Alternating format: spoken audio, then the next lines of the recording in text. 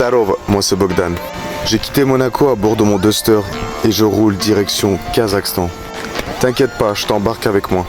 On va rouler sur les plus belles routes, voir les plus beaux paysages, vivre de la joie, des galères, faire des millions de rencontres, mais surtout vivre des moments inoubliables.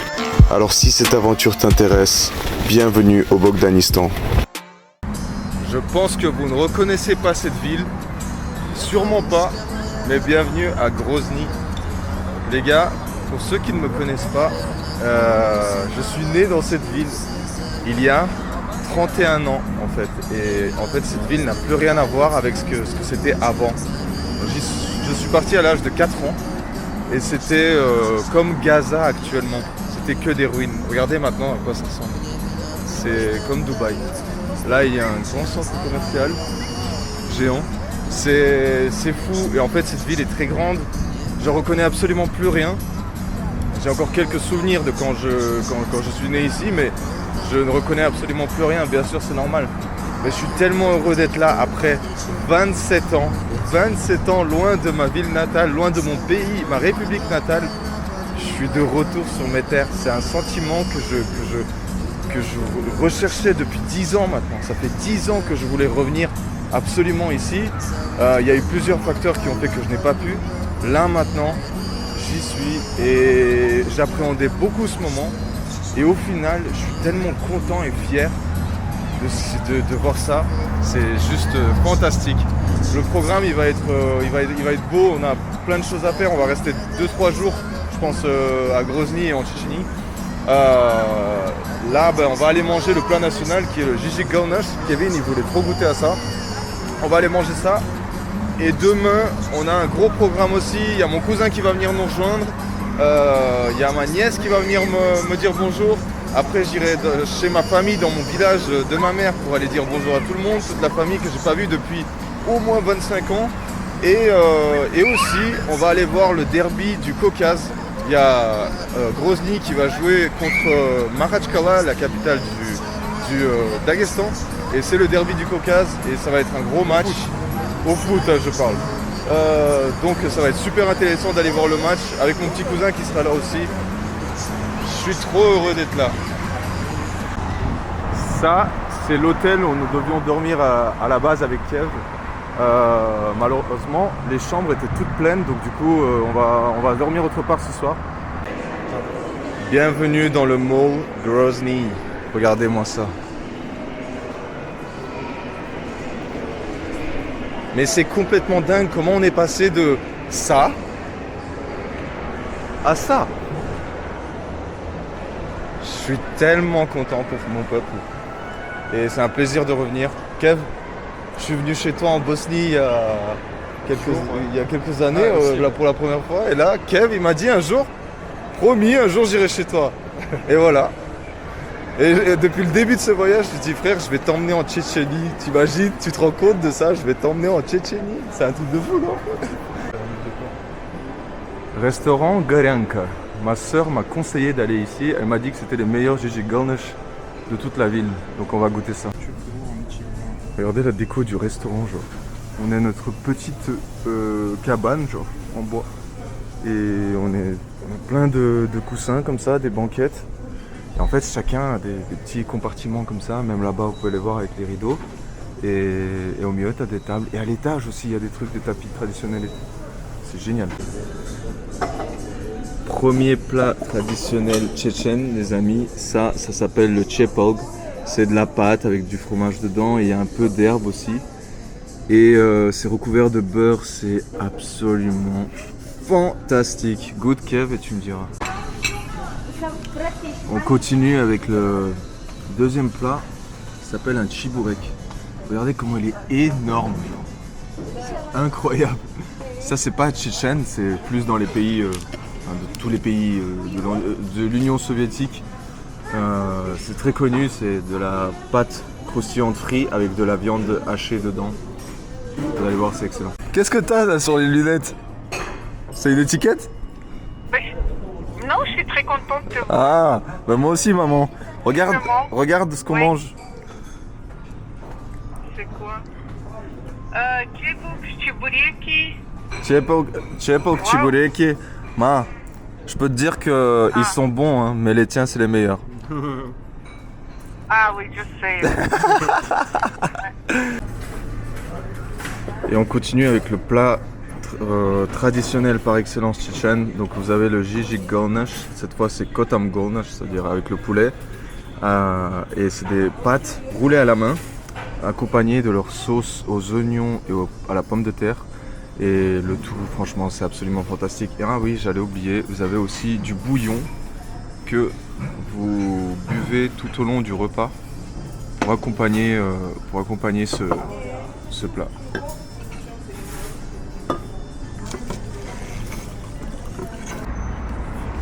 On sort du restaurant là. Kev, Rempli. on est blindés, c'était tellement bon. Le resto que je vous ai montré là juste avant, Goryanka, si jamais un jour vous venez, allez absolument là-bas. Vraiment, ils savent faire les plats tchétchènes, c'était trop bon. Là, on s'est acheté de l'eau et des bonbons. On va à la voiture. Regardez comment c'est encore blindé la ville. C'est ça. Regarde. Tout autour là, eh ben, ça c'est la carte de la Tchétchénie. Et là au milieu, là où il y a le lampadaire, eh ben, ça représente la région de Grozny. Et j'essaie de savoir c'est quoi ce bâtiment qui s'illumine là, depuis tout à l'heure, mais je sais pas. Regardez-moi ça. Tous les enfants, c'est des petits fous. C'est incroyable. Trop stylé. C'est dur à croire qu'on est en Tchétchénie quoi. C'est dingue. Les gens se rejoignent le soir comme ça sur la place et se balancent sur les balançoires. Je trouve ça fou. Les gens ils vivent simplement. C'est trop stylé.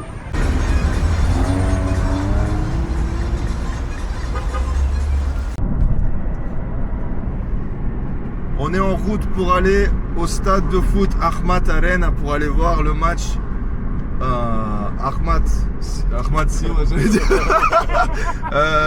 Akhmat Grozny contre le Dynamo Makhachkala. Anciennement, Dynamo Makhachkala s'appelait Anji Makhachkala et avant, Akhmat Grozny s'appelait Terik Grozny. Terik qui est le fleuve qui passe dans la Tchétchénie. C'est ça, hein, Lors? Oui. Lors, c'est mon cousin. Il vient de Belgique, il est en vacances aussi à Grozny pour un mois et donc du coup il est venu nous récupérer là avec Kev qui est derrière et on est en direction, on va aller au stade, on va voir le match, on va voir l'ambiance, on va voir comment ça se passe ici un match de foot alors que le foot, tout le monde s'en fout ici, c'est ça bro? Mais ici c'est la lutte, la boxe etc, le MMA, mais le foot tout le monde s'en fout. Bro, j'ai entendu que on est obligé d'aller au stade, les jeunes Tchétchènes d'ici, non? On m'a dit que genre les jeunes qui travaillent, qui vivent ici à Grozny, on les oblige à aller au stade pour remplir le stade. Pour aller soutenir c'est fort possible, ouais. Parce que moi aussi quand je regarde, je vois le stade il est moitié vide, tu vois.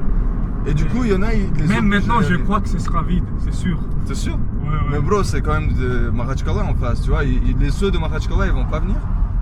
Ils vont venir, mais je crois que ce sera comme ici, tu vois. Ok, bon, on va voir ça en tout cas. Ça va être intéressant. Le derby du Caucase. Ça fait des années que j'avais envie de voir Akhmat Grozny. Et là, enfin, on va voir Akhmat Grozny contre Anji Makhachkala. Je crois que tu seras déçu. Je vais être déçu? Ouais. C'est ce qu'on va voir.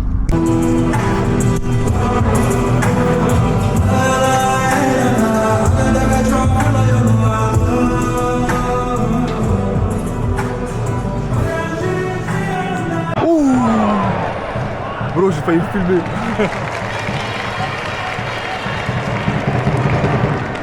Bienvenue dans l'Akhmat Arena.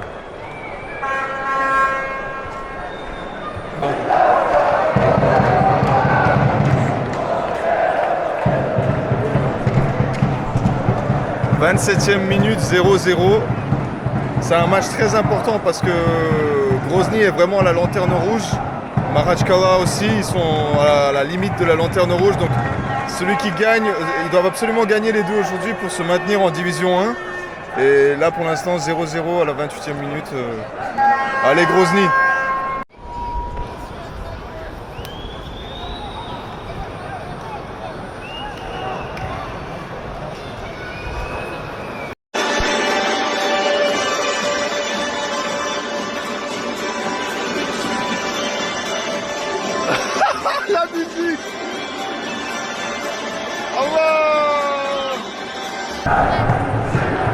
Bon, c'est un partout à la rentrée de la deuxième mi-temps. Directement, Grozny se sont réveillés et ils ont planté un but. Allez, il faut la victoire là. Ça y est, le match est fini. Score un partout. Donc on va jouer les barrages pour la relégation en division 2 russe, la Ligue 2 russe, ou je sais pas comment on appelle ça. Voilà, c'était une expérience à vivre. Division 1 russe, le derby de la Côte d'Azur, du Caucase. Et ouais, bien sûr, c'est pas l'ambiance de France, de Belgique, etc. C'est pas le sport national non plus, le foot. Mais c'était intéressant de venir voir. On est en train de sortir du stade, on va aller récupérer la voiture et on va aller dans une rue, ça s'appelle la rue des barbecues. On va aller manger là-bas. Le barbecue caucasien, c'est le meilleur du monde. Donc on va aller manger ça. Il y a vraiment du choix apparemment, c'est vraiment les meilleurs. Donc j'ai hâte d'aller goûter ça.